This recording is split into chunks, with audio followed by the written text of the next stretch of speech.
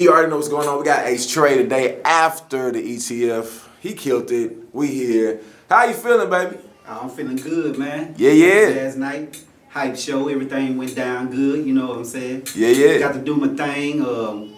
Really got the reaction I got from that little crowd, man. You know, was kind of moved me in a way. Yeah. What I'm saying? But it's what was up. Already, Ace Trey. So I appreciate you coming in the Threes Up Studios, man. Already. I know the vibe was good. I know everything has been great with it. Let's just go straight from the very beginning. Cause I ain't gonna lie, when you came in there, I seen the older cat amongst younger cats, and I was like, oh Lord, what's about to happen? You got on stage, the beat dropped, and then you blew my head back. I was like, whoa. You know what I'm saying? You had people walking, getting up, changing that whole path. People was walking outside, they came to the stage, man. So like, I gotta get the whole story on this. When did you start rapping, Ace Trey? Man, I started rapping when I was 13, 1985. 85. Yeah, I'm 47 now. So you actually seen like hip hop actually progress over the time from the beginning to where it is right now. Exactly.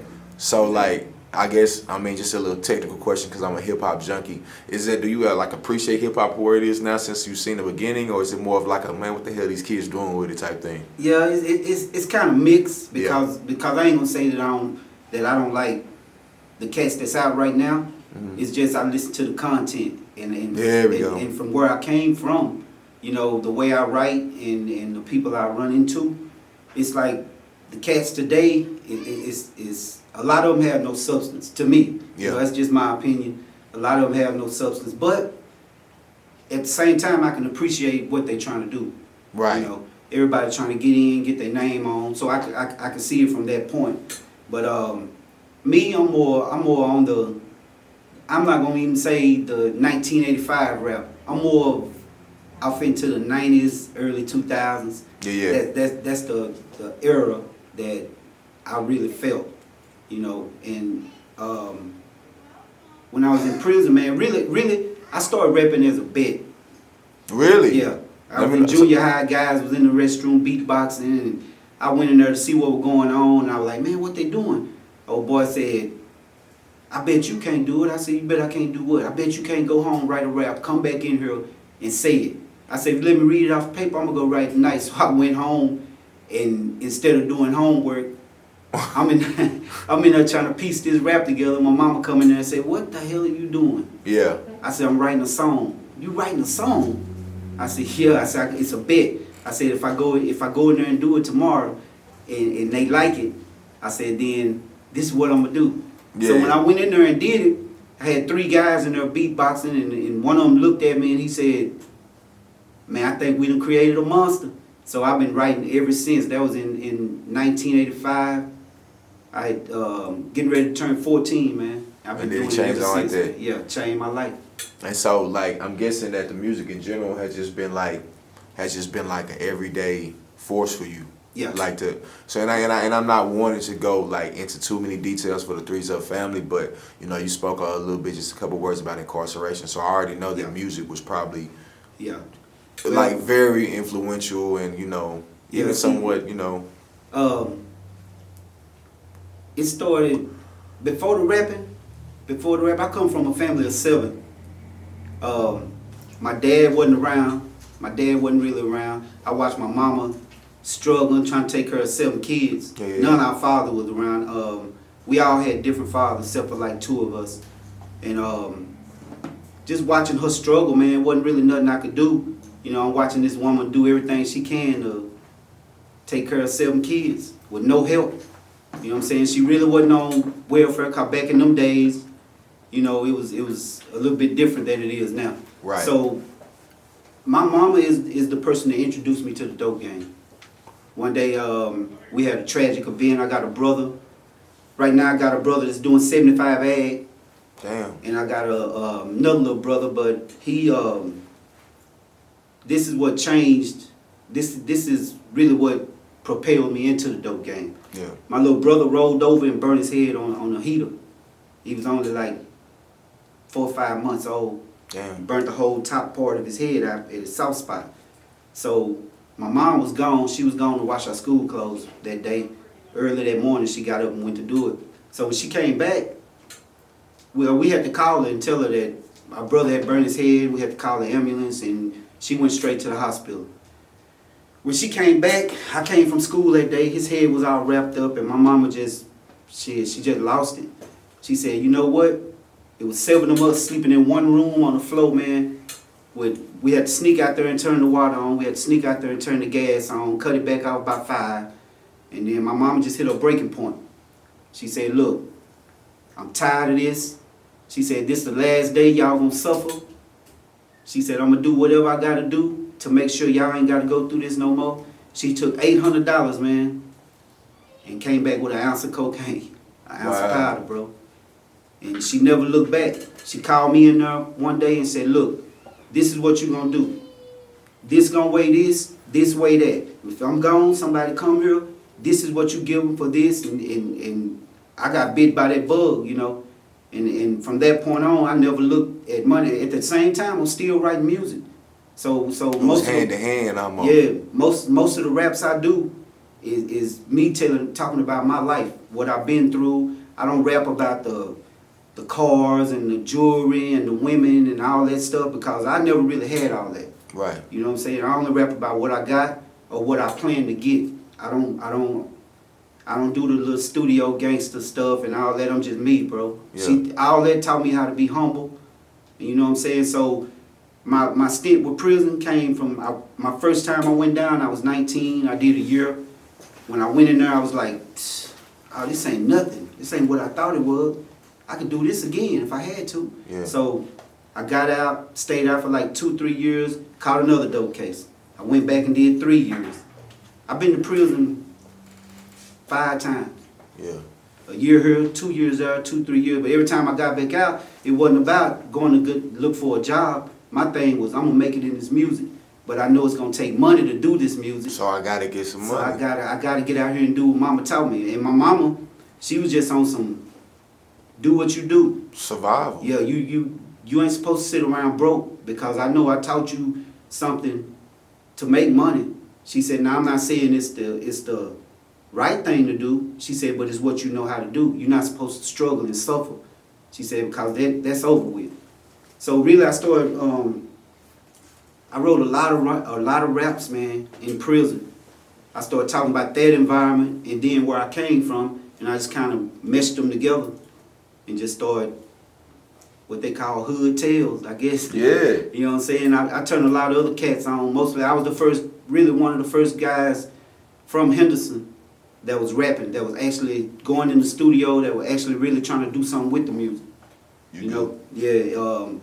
Most of the cats from Henderson, you mentioned rapping, they gonna bring up my name because I either done wrote raps for them. Oh, you just been in it for so long that it's like a respect. Yeah, they call me OG down there. Yeah. Everybody, that's what they gonna say. And I wasn't doing it for that.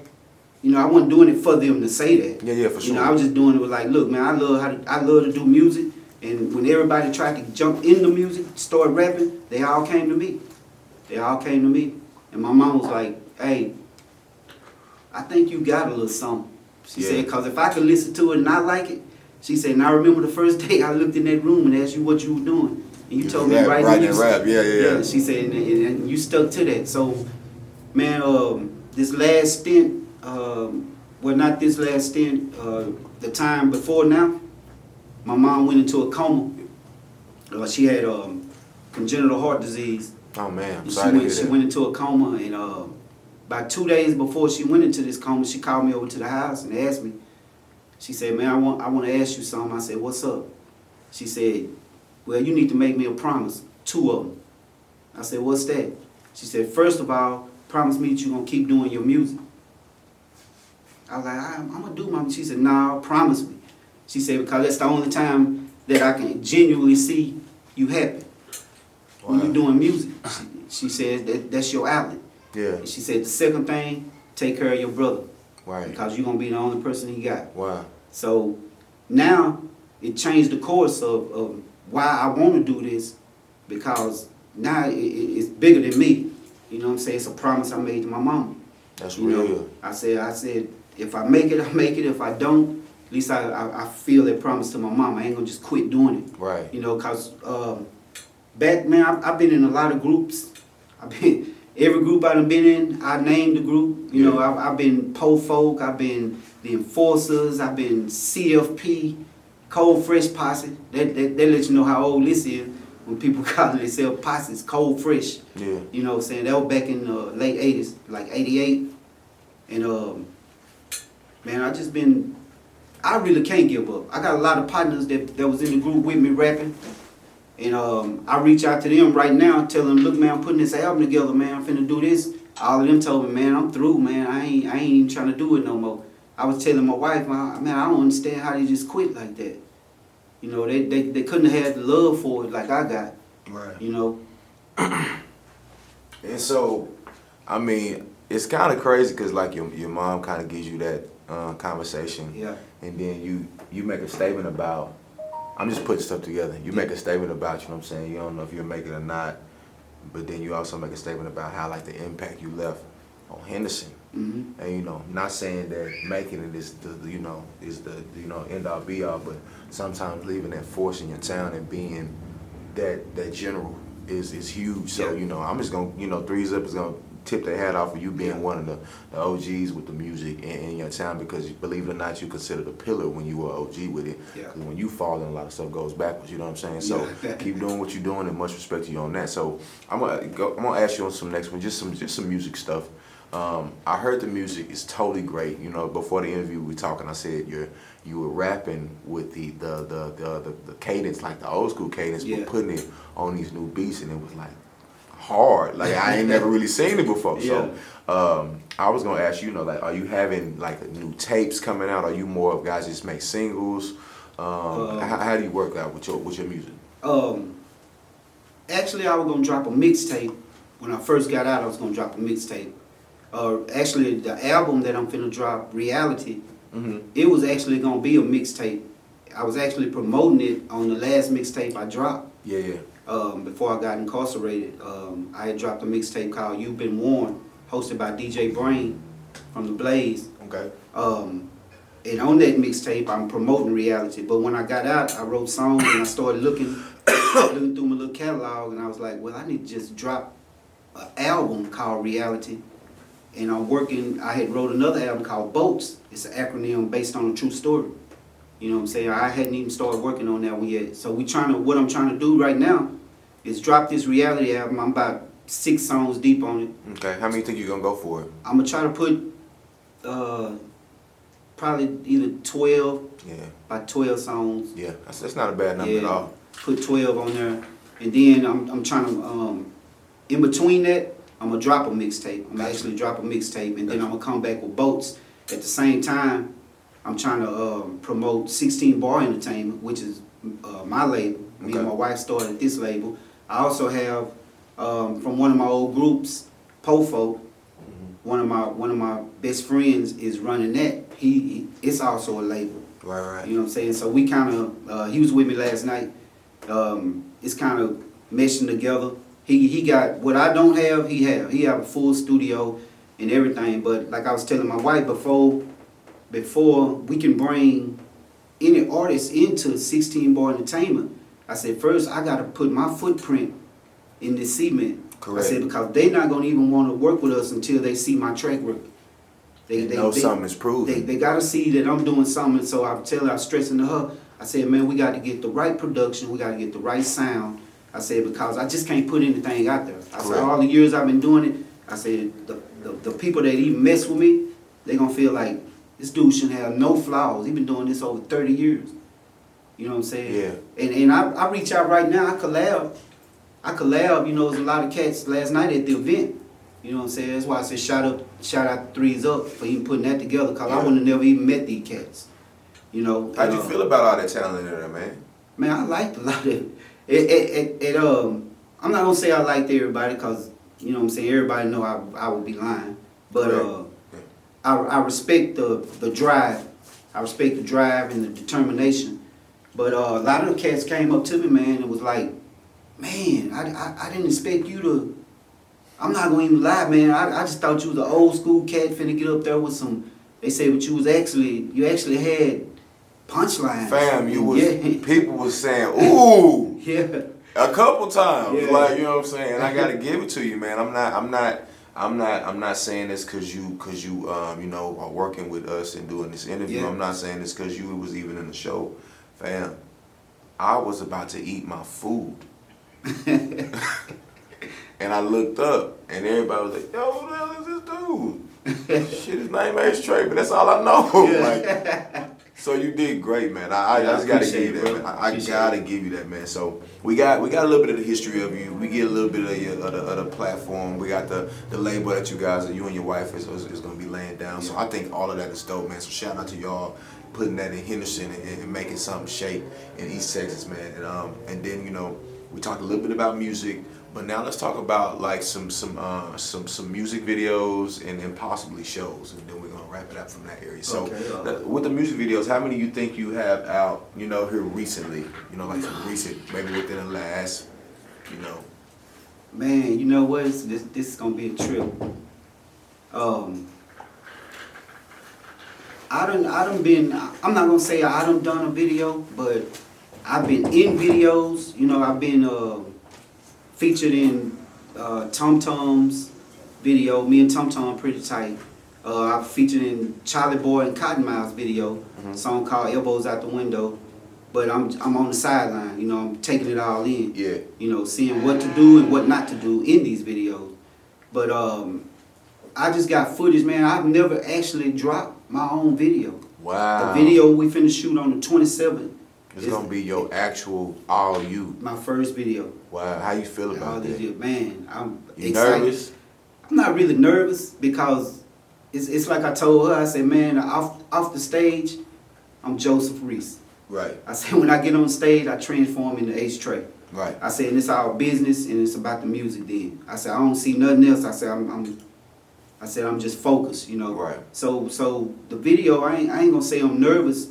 I'm actually excited and anxious to see how it go because they already told me we're gonna have to take 10 shots, you're gonna have to do this, and then we'll have to go to another scene. You know, I'm ready for all that. Right. You know, I feel like things are progressing. You know, it's moving forward. I'm not just sitting still, it's moving forward.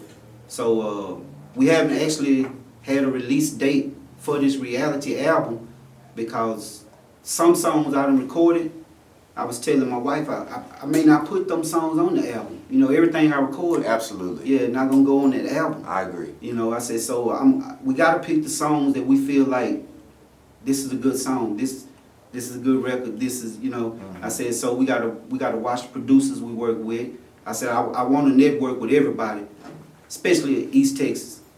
You know, I got love for East Texas. That's you know, I feel like over the years we've had the talent, but we've never really had the outlet.